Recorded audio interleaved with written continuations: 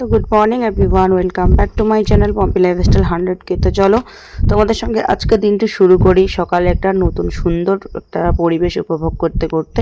তো যাই হোক, সকালটা অনেকটাই হয়ে গেছে। তো প্রথমত তোমাদের সঙ্গে কোনো ব্লগ শেয়ার করিনি, তো ভেবেছিলাম যে আজকে হয়তো ব্লগ করতে পারবো না। তারপরে দেখলাম যে না, চলো শেয়ার করাই যাক। বৃষ্টি পড়ছে, এখন একটুখানি বৃষ্টিটা কমেছে, তাও হাওয়া করছে। যে জলগুলো যে জমেছে সেগুলোতে বোঝা যাচ্ছে যে বৃষ্টি পড়ছে।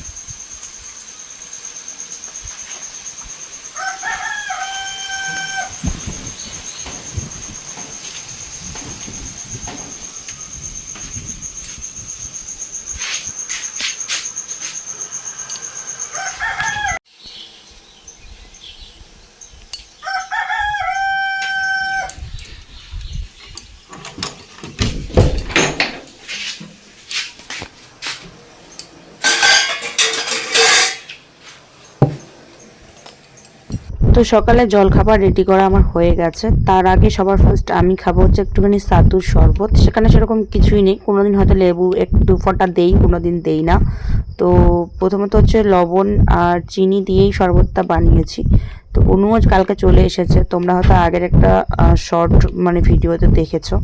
তো তারপরে আমি দেখো এদিকটা ভাত বসিয়ে দিয়েছি, আর তোমাদের দাদাভাই হচ্ছে বাজার থেকে মাছ নিয়ে এসেছে। তো ভাত হয়ে গেছে আর মাছ ভাজা এখন করছি। তো রেগুলারলি তোমাদের সঙ্গে কন্টিনিউ একেবারে A to Z তো শেয়ার করা হয় না, তোমরা জানো। তো বরবটি ভাজা করেছি, এখানে ম্যাগিটাও বানিয়ে নিয়েছি। আর তোমাদের দাদাভাই আজকে বাজারে অনেক কিছু এনেছে, এখানে বোধহয় 5 থেকে 7 কেজির মতন পেঁয়াজ এনেছে। তো আমি জানি না ঠিক কতটা, কিন্তু এইটুকুর মধ্যেই হবে আর কি। তো কয়েকটা আমি বলেছিলাম অল্প স্বল্প কিছু বাজার করতে, অল্প স্বল্প বাজারও নিয়ে এসেছে। আর এনেছে একটুখানি বেশি করে রসুন, কারণ হচ্ছে এগুলো বাজার তো সচরাচর সবসময় করা যায় না। তো এগুলো জমা যদি আনার হয় আর কি, তাহলে সেরকম নষ্টটাও হয় না, থেকে যায় কয়েকটা মাস। তো যাই হোক, আদা রসুন আর পেঁয়াজটা জমা আনা হয়েছে, আর বাদ বাকি খরচগুলো যখন লাগবে তখনই আনা হবে। তো আমার সকালের আজকে রান্নাটা কিন্তু কমপ্লিট হয়ে গেছে। সকাল সকাল মাছের ঝোল করেছি, আলু কোয়াশ টোয়াশ সমস্ত কিছু দিয়ে। আর এখানে সেন্টার থেকে খিচুড়িটা দিয়েছে, আমরা এখন সেটাই খাবো। আর ভাত খাবো একদম দুপুরবেলা। তো সকালে এই নিয়ে চলবে। তো আমি একটা কাজ করছিলাম তোমাদের সঙ্গে, সেটাই একটুখানি শেয়ার করবো। একটুখানি আমি না সেলাই অতটা অভিজ্ঞতা নেই কোনো সেলাইয়ের বিষয় নিয়ে।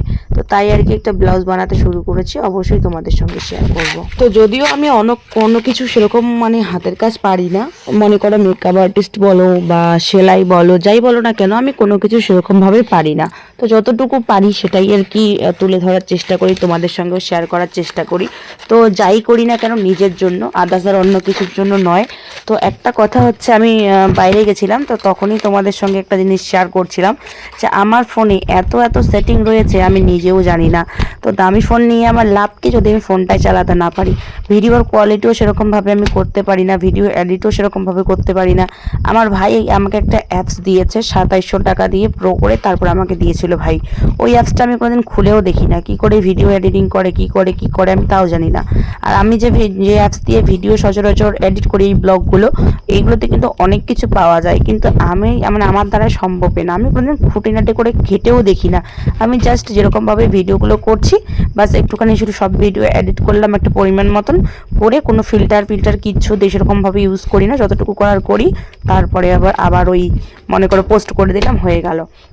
তো যাই হোক, তারপরে হচ্ছে আমি ব্লাউজ সেলাই করতে করতে ভাবলাম চলো একটুখানি সেমাই বানানো যাক, একটু খাওয়া যাক। তারপরে সেমাইটা বানিয়ে ফ্যানের হাওয়ায় দিলাম, আর ওদিকে মেয়ে খাচ্ছে আর বুনুও খাচ্ছে।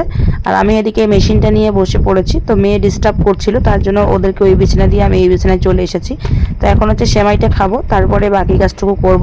তবে আমি একটা ভুল করে ফেলেছি এই সেলাইয়ে, আমি সাদা সুতা দিয়ে করেছি, তাই বোঝা যাচ্ছে একবারে ডিপ ডিপ করে। তো যাই হোক, এটা তো আমি পরবো না, জাস্ট শুধু ট্রাই করার জন্য। তো দেখে বলবে যে কেমন হয়েছে। আর আমি এটাকে কিন্তু ব্রা কাটিং বানিয়েছি, হাতা কাটা, একবারে দেখো ব্রা কাটিং বলে এটাকে। তো পিছন দিকটা কিন্তু পুরোপুরি ফিট হয়েছে, সাদা সুতা দিয়ে করেছি। মাঝখানে সুতোগুলো বোঝা যাচ্ছে, কারণ কাপড়টা অনেক পুরনো এর জন্য। আর পুরনো কাপড়ের উপরে আমি ট্রাই করেছি। তো কাপড়টাও অনেকটা শর্ট ছিল, ছোট। তো সেটা দিয়ে আর কি, আর আমার বডিটা তো মনে করো অনেকটা কাপড় লাগবে, তো সেরকমভাবে হয়ে ওঠেনি। তো কেমন হয়েছে তোমরা একটুখানি বলো। তারপরে দুপুরে আর রাতে রান্নাটা করব, তো কি করব সেটাই তোমাদের সঙ্গে শেয়ার করব। করব, আর পার্ট টু পার্ট করে দেখাবো না। তার সাথে তোমাদেরকে একটা ইন্টারেস্টিং ব্যাপার বলি, বাঙালি ঘরের প্রত্যেকটা বউরাই হয়তো এই কাজ করে, মানে ছেঁড়া চুলের বদলে যে ভাড়া বার্তনগুলো নেওয়া। তো আজকে আমি এটা নিয়েছি, এর ডিটেলসে পরে একদিন বলবো। তো আজকে এইটুকুনি তোমাদের সঙ্গে শেয়ার করলাম।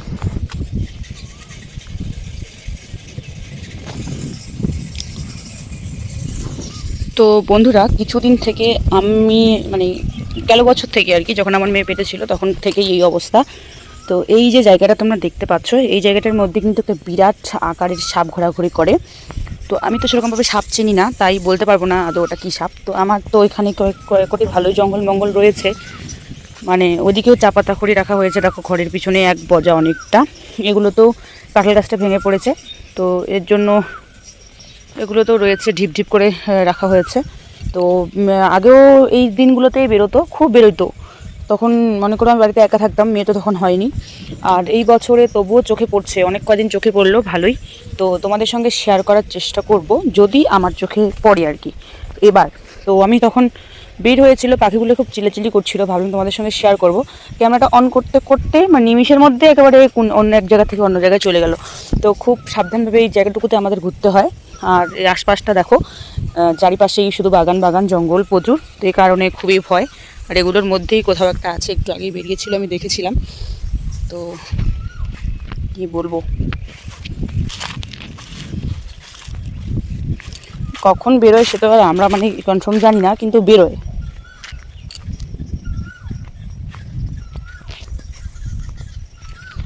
তোমাদের একটা জিনিস দেখে আমার আবার কুমড়ো হয়েছে, আমার ওই যে একটা কুমড়ো ফলেছে, এইটুকুর মধ্যেই আছে, তখন বেরিয়েছে।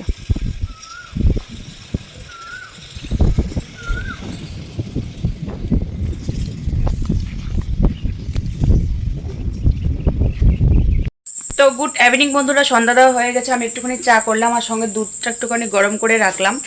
আর তো পরে আর তোমাদের সঙ্গে না কোনো কিছু শেয়ার করা হয়নি, মানে কোনো কিছু শেয়ার করতে পারিনি। তার মধ্যে আমার এক ভাই এসেছিলো, তো রান্নাবান্না করেছিলাম, রান্নাবান্না করার পর মানে একটু চাপেই ছিলাম, তো এই কারণে কোনো কিছু তোমাদের সঙ্গে শেয়ার করে উঠতে পারিনি।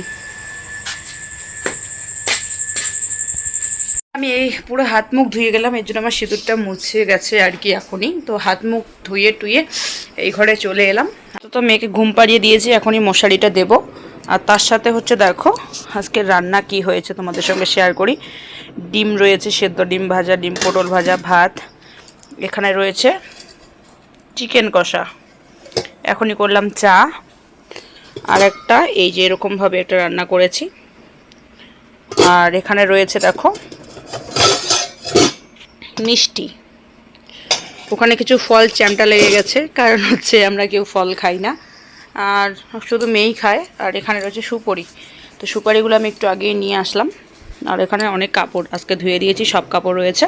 চা খাবো, তারপরে রিল্যাক্সে একেবারে কাপড় ভাঁজ করব। তো রাতে হচ্ছে চিকেন কষা, তার সাথে ডিম, একটুখানি পেঁয়াজ, পটল ভাজা, আর সবজিটা রান্না করেছি, সেটা নিয়ে এখন খেতে বসে পড়বো।